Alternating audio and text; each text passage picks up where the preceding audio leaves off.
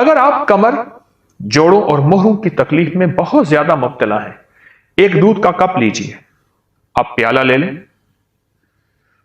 گرم دودھ ہو، ابلا ہو، خالص دودھ ہو، اس میں ایک انڈا ڈالیے، اگر دیسی مل جائے اور واقعی دیسی ہے تو سبحان اللہ، اور اس میں شہد ڈال دیجیے، دودھ ہو، انڈا ہو اور شہد ہو، بس اب یہ مکس کریں، ملائیں، یعنی ایک انڈا، ایک بڑا چمچ شہد اس میں ڈالیں اور خوب ملائیں، اس کو گھونٹ گھونٹ پیئیں۔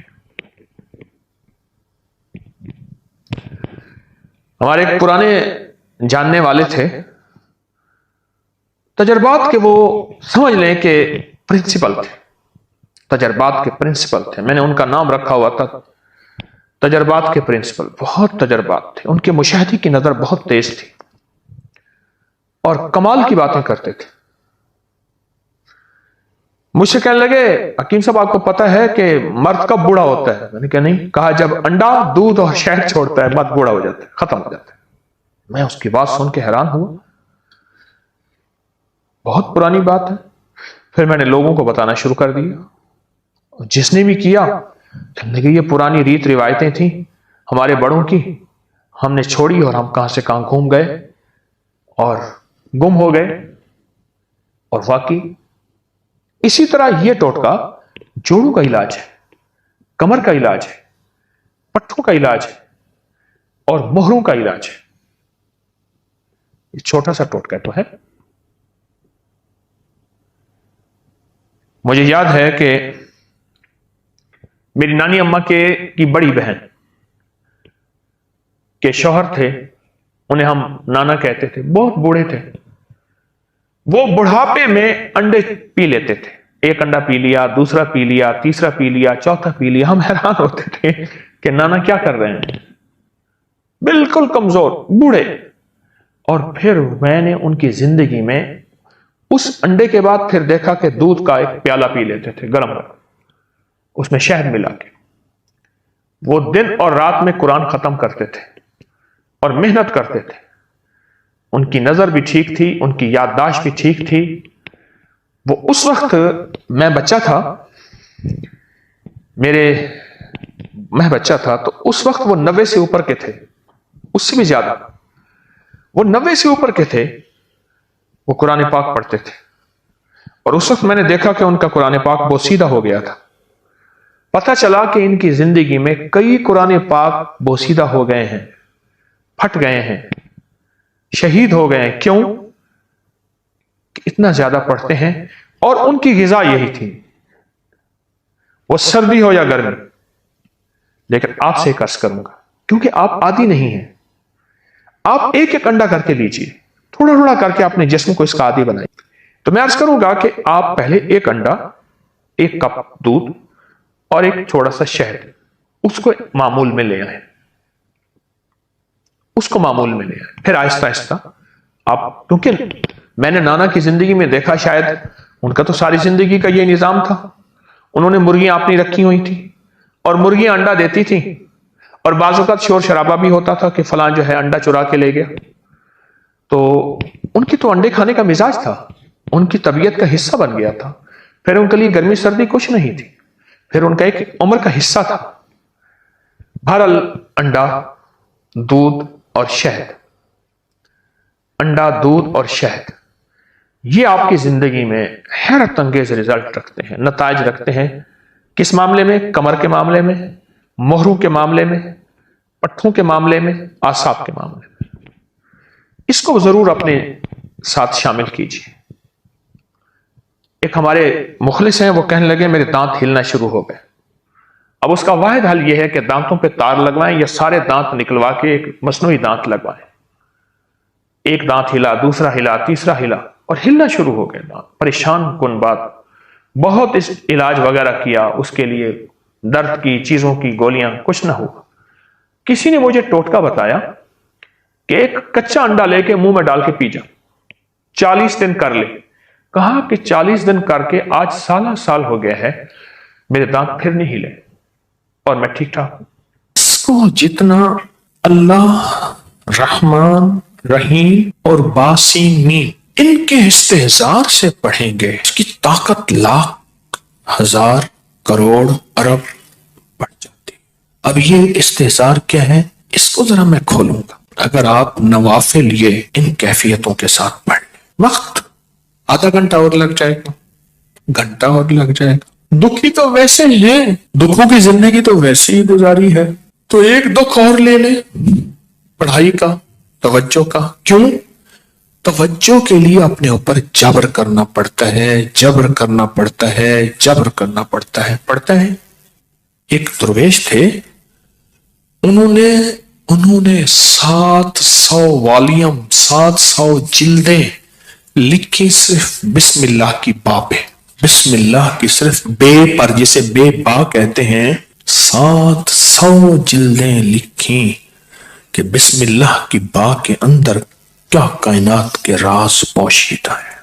میرے پاس ایک صاحب آئے, مجھ سے کہنے لگے اولاد نہیں ہے, جائیداد بہت ہے, اور میرے قریب والوں کی جائیداد پہ نظر ہے, حتیٰ کہ میرے رشتہ داروں نے جائیداد تقسیم کر بھی لی ہے. وہ تیرا, یہ بڑا ہو گیا ہے, وہ میرا, وہ تیرا, وہ میرا. اور بعض اوقات تقسیم پہ جھگڑا بھی ان کا آپس میں ہو جاتا ہے. نہیں میں تو یہ لوں گا, یہ مر جائے گا, وارث تو ہے کوئی نہیں. وہ کہنے لگا میں یہ لوں گا, یعنی یہ مرا نہیں ہے. ان کے جھگڑے پہلے شروع ہو گئے. میں نے انہیں کچھ ترتیب اسباب کی بتائی, اور پھر میں نے ان سے کہا اگر آپ کو ایک عمل بتاؤں جس میں ہے مشقت مشقت مشقت, اس کو کر لیں, روز کر لیں, تیسرے دن کر لیں, ہفتے میں ایک بار کر لیں, اور اس کو چند بار کر لیں, پر کریں ایسے کہ ہڈیاں بھی تھک جائیں, جسم بھی تھک جائے, دماغ بھی تھک جائے, حلق بھی خشک ہو جائے. حلق خشک ہو جائے. اس عمل کی مشقت کا اثر جسم پہ پڑے. بس اب میری الفاظ آسان ہیں. اس عمل کی مشقت کا اثر, اور اگر اس عمل کی مشقت کا اثر تیرے جسم پہ نہیں ہے پھر سمجھ لے کہ عمل عرشوں پہ نہیں گیا, بس آسمان اور زمین کے درمیان معلق ہے. آسمان اور زمین کے درمیان معلق ہے, لٹکا ہوا ہے, عرشوں پہ نہیں گیا. اب اس بات کو آپ دل میں دہرائیں کہ اس عمل کی مشقت کا اثر کس پہ ہو؟ جسم پہ. بس یہ ذرا دہرائیں دل میں, اور 3 دفعہ دہرائیں کہ اس عمل کی مشقت کا اثر دل, جسم, پٹھے, ہڈیوں پہ, گھٹنوں پہ, زبان خشک ہو جائے, جسم پہ ہو اس عمل کی مشقت کا. میں نے اس کو یہ سمجھا دی. آج بھی ایک صاحب نے مجھے بتایا کہ میں نے کئی لوگوں کو بتایا, ان کا کام بنا یہی نفل. انہوں نے میری بات کو سمجھ لیا. آپ اگر میں انہیں کہہ دیتا کہ بالکل آسان عمل ہے تو وہ تھوڑی سی مشقت میں خود چھوڑ دیتے. میں نے پہلے بتا دیا کہ اس عمل کی مشقت لیں, توجہ میں, دھیان میں, پڑھنے میں, یکسوئی میں. اس عمل کی مشقت لیں, توجہ میں, دھیان میں, یکسوئی میں لیں. انہیں میری بات سمجھ آ گئی, میں نے سمجھایا انہیں. اور جب اس عمل کی, اب ذرا غور سے سنیں جو میں آپ کو اپنا راز بتا رہا تھا, اب آپ کو سمجھ آئے گا. جب اس عمل کی مشقت اپنے دل پہ, توجہ پہ, دھیان پہ, ذہن پہ, دل پہ, پٹھوں پہ لیں گے, پھر اس کا نور کھلے گا, اس کے لفظوں کے اسرار کھلیں گے. کیا لفظ کہا میں نے؟ اس کا نور کھلے گا, اس کے لفظوں کے اسرار, راز کھلیں گے, راز, ہاں کھلیں گے. پھر اللہ کی جیتی جاگتی حیرت انگیز مدد جیگتی جاگتی آنکھوں سے نظر آنا گا شروع ہو جائے گی.